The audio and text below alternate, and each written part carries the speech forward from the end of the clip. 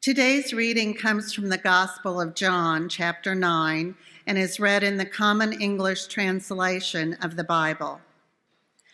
As Jesus walked along, he saw a man who was blind from birth. Jesus' disciples asked, "Rabbi, who sinned so he was born blind, this man or his parents?" Jesus answered, "Neither he nor his parents. This happened so that God's mighty works might be displayed in him. While it's daytime, we must do the works of him who sent me. Night is coming when no one can work. While I am in the world, I am the light of the world." After he said this, he spit on the ground, made mud with the saliva, and smeared the mud on the man's eyes. Jesus said to him, "Go, wash in the pool of Siloam." This word means sent. So the man went away and washed. When he returned, he could see. The man's neighbors and those who used to see him when he was a beggar said, "Isn't this the man who used to sit and beg?" Some said, "It is," and others said, "No, it's someone who looks like him." But the man said, "Yes, it's me." So they asked him, "How are you now able to see?" He answered, "The man they called Jesus made mud, smeared it on my eyes, and said, 'Go to the pool of Siloam and wash.' So I went and washed, and then I could see." They asked, "Where is this man?" He replied, "I don't know." Then they led the man who had been born blind to the Pharisees. Now Jesus made the mud and smeared it on the man's eyes on a Sabbath day. So Pharisees also asked him how he was able to see. The man told them, "He put mud on my eyes. I washed, and now I see." Some Pharisees said, "This man isn't from God because he breaks the Sabbath law." Others said, "How can a sinner do miraculous signs like these?" So they were divided. Some of the Pharisees questioned the man who had been born blind again. "What do you have to say about him since he healed your eyes?" He replied, "He's a prophet." The Jewish leaders didn't believe the man had been blind and received his sight until they called for his parents. The Jewish leaders asked them, "Is this your son? Are you saying he was born blind? How can he now see?" His parents answered, "We know he is our son. We know he was born blind, but we don't know now how he sees, and we don't know who healed his eyes. Ask him. He's old enough to speak for himself." His parents said this because they feared the Jewish authorities. This is because the Jewish authorities had already decided that whoever confessed Jesus to be the Christ would be expelled from the synagogue. That's why his parents said, "He's old enough, ask him." Therefore they called a second time for the man who had been born blind and said to him, "Give glory to God. We know this man is a sinner." The man answered, "I don't know whether he's a sinner. Here's what I do know. I was blind, and now I see." They questioned him, "What did he do to you? How did he heal your eyes?" He replied, "I already told you, and you don't listen. Why do you want to hear it again? Do you want to become his disciples too?"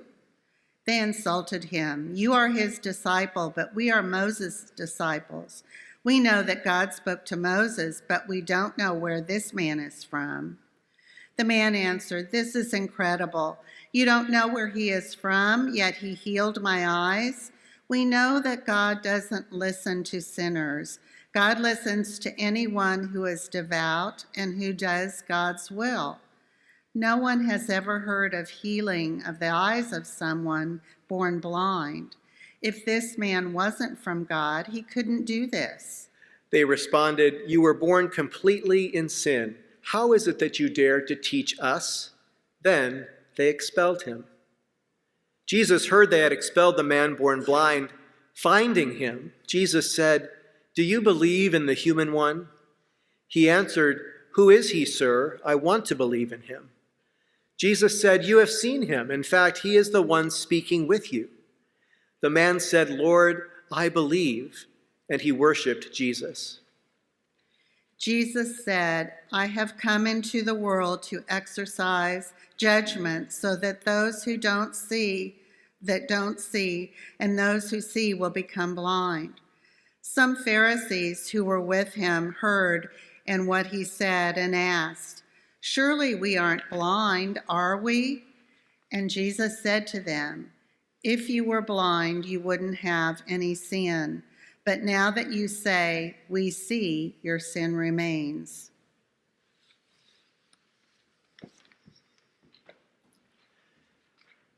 Well, this week I went to the eye doctor, and while I was there, they dilated my eyes. If you've ever had anything like that done, you know that everything sort of over a period of 15, 20 minutes, it becomes sort of strange. Everything becomes too bright. Your depth perception feels off. You're not able to read or look at your phone anymore. And then as you are finished with the exam, they give you these really goofy looking glasses to stick between your own glasses. And they send you out and they say, okay, well, you're good to go to drive home. I was not good to go to drive home. You know, I could technically see, but not very well. The light was scattered. The street signs were kind of blurry. I was driving down I-70 at about 70 miles per hour. It was not the safest thing for me to be doing, right? It was uncomfortable. It was disorienting. I had to slow down. I had to look at things differently. So what this doctor was able to do by dilating was to see the healthiness of my eye, to see things fully and clearly, but I had to go through quite a bit of discomfort and unease in order for that to happen. This experience stayed with me as I was reading through John 9 this week. And our story today really isn't about eyesight. It's about seeing. There's a difference. In the ancient world, blindness was often understood as a punishment. People assumed that there was always a moral cause behind the physical conditions that you had. We hear this in the gospel when the disciples asked Jesus, who sinned, this man or his parents, that he was born blind? And they're not being cruel in asking this question. They're using their own logic according to their own worldview of how they see things. And in their world, suffering had to have an explanation. Someone had to have been at fault. They're seeing their world in a very specific way. But Jesus refuses that framework completely. Neither the man nor his parents sinned, he says. And this is important for us to say clearly, because blindness itself is not a moral failure. And that is actually an interpretation that has caused deep harm throughout Christian history. And it's not what Jesus is teaching in the gospel today. Jesus shifts the conversation away from blame. It's not a question of who caused this, but a question of what can God reveal in this moment.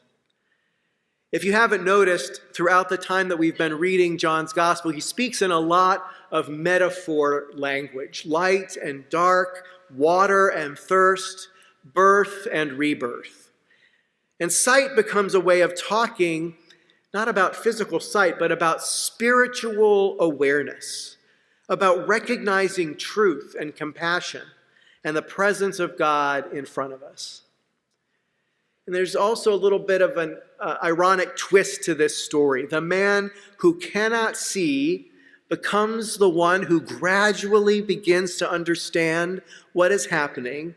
And the people who claim to see clearly, the religious authorities, the experts, the ones who are most certain of their own understanding, become more and more blind as the story unfolds.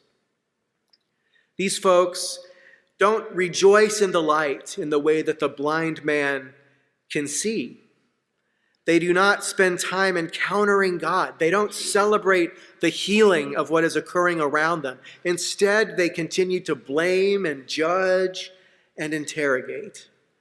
They are so certain they see correctly that they cannot recognize what God is doing right in front of them. And Jesus says something unsettling at the end of the story. Those who do not see may come to see, and those who say, "We see," might become blind. We live in a time when many people are claiming moral clarity. Everybody says they know what is right. Everybody says they are defending truth. They're protecting people. They're preserving goodness. And yet, harm happens. We see laws passed that claim to protect children while targeting transgender people and making their lives less safe. We see masked men stealing people in broad daylight because they are convinced that legal clarity trumps moral responsibility. We see a rhetoric that claims to defend faith while excluding the very people that Jesus consistently moved toward. We see policies justified in the language of love that produce fear and suffering instead. And as we see all of this out into the world, what often happens in churches is that we tell ourselves that we shouldn't be talking about these things, right? Because God and politics don't mix. But this is the very blindness that John's gospel is talking about. It's not a lack of information. It's not ignorance. It's having certainty without having compassion. The Pharisees in this story are not villains in a cartoonish kind of a sense. They are people who believe they are defending what is right. They are convinced that they see clearly. And that very certainty prevents them from recognizing the very humanity that is standing right before them. The tragedy of blindness in John's gospel is not physical. The tragedy is a spiritual rigidity. It's the inability to be changed. The man born blind, on the other hand, does not begin with certainty, but begins with his experience. One thing I do know, he says, I was blind, and now I see. And his understanding of what is happening grows over time. He moves from calling Jesus the man to calling him a prophet, and finally recognizing him fully. Seeing in this story is an unfolding process. When your eyes are dilated, vision gets worse before it gets better. The light hurts you, you feel exposed, you realize how much you depend on the assumptions and habits that you have existed with all along just to get through the day. And spiritual sight works the same way. Sometimes the work of faith makes us uncomfortable because it reveals things we would rather not see. And so we become defensive because our assumptions are revealed, our biases are revealed, the ways we benefit while others suffer are revealed, the ways we confuse being right with being loving is revealed. That discomfort is not punishment. It's growth, it's care, and it's how healing begins. And so today, as a prayer, might we ask God to banish in us the blindness that prevents us from recognizing truth. That kind of prayer is powerful because it means we may have to admit that we do not always see as clearly as we thought. But it's also hopeful. Jesus does not shame blindness in this story. He heals it. He meets the man after he's been cast out. He finds him. And the movement of this story is one towards restoration. See, the real danger, according to Jesus, is not the blindness itself. It's the refusal to admit that we might be blind ourselves. Faith is not about claiming perfect vision. It's about remaining open to having our eyes opened again and again and again. It's about asking ourselves difficult questions. Questions like, where have I stopped listening? Whose experience have I dismissed? Where have I confused certainty with truth? Where might God be inviting me to see differently? The good news in John's gospel today is that sight is not reserved for the experts.